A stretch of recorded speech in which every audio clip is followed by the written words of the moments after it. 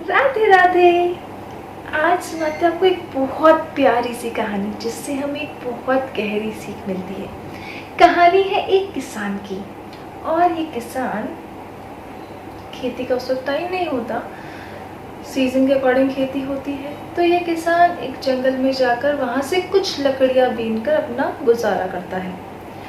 रोज़ की तरह ये जंगल जाता है और वहाँ से टूटी हुई लकड़ी बीन रहा होता है तो वह देखता है कि वहाँ पर एक लोमड़ी बैठी है और इस लोमड़ी के 2 पैर है ही नहीं। बड़ी मुश्किल से ये लोमड़ी अपने शरीर को घसीट घसीट कर पानी के पास लाकर पानी पी रही है, पर फिर भी वो लोमड़ी खुश थी।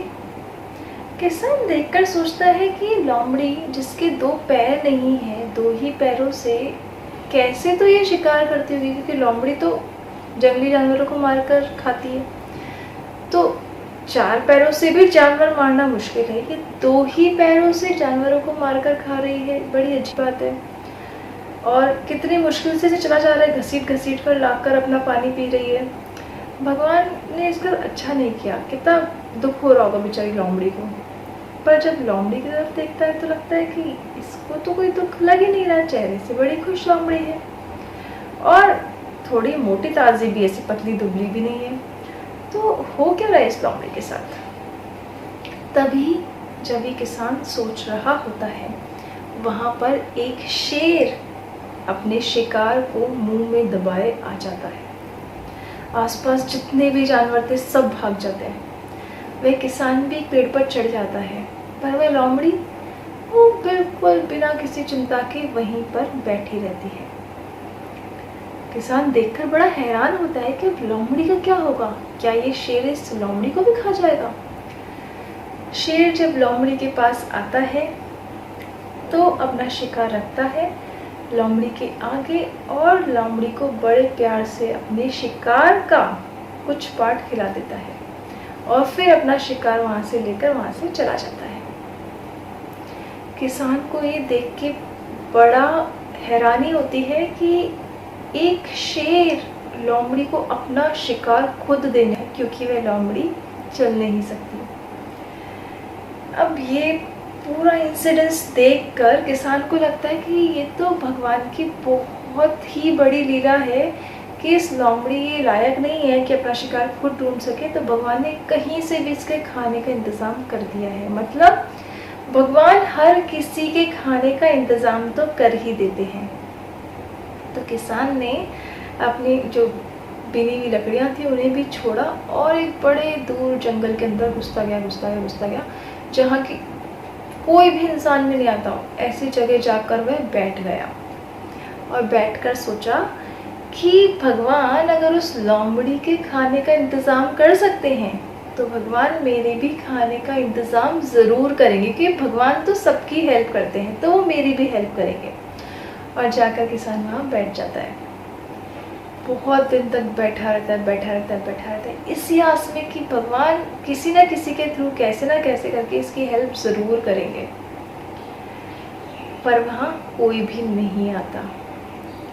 एक दिन जब उस किसान में बिल्कुल एनर्जी बची ही नहीं थी, बड़ी मुश्किल से आशा छोड़ कर कि भगवान उसकी हेल्प करने आएंगे, वहाँ से उठता है और थोड़ी दूर बड़ी मुश्किल से चलते चलते पहुँचता है। वहाँ पर एक महात्मा कुटिया में रहते थे। वह महात्मा इस किसान को देखते हैं और उसकी इतनी बुरी अवस्था पे उसको बैठाकर ढंग से खाना खिलाकर पानी पिलाकर उसकी भूख को शांत करते हैं। किसान इन महात्मा को देख के बहुत खुश होता है और खुशी के मारे उनके चरणों में गिर जाता है और कहता है कि महात्मा जी, आप बड़े विद्वान मालूम होते हैं, कृपया कर मेरे इस छोटे से प्रश्न का उत्तर दे दीजिए कि लोमड़ी को तो भगवान ने खाना खिलाया, पर मैं इतने दिनों से भगवान का वेट कर रहा था कि वो मुझे भी खाना खिलाएंगे और उन्होंने मुझे खाना नहीं खिलाया, तो भगवान ने ये छल कपट क्यों किया? मुझसे इतने निर्दयी क्यों बने? लोमड़ी के लिए तो इतने अच्छे थे और मेरे लिए इतने खराब। महात्मा जी उसकी ये बात सुनकर हंसने लग गए और कहते हैं कि अरे पुत्र, तुमने भगवान की इतनी सी लीला को नहीं समझे।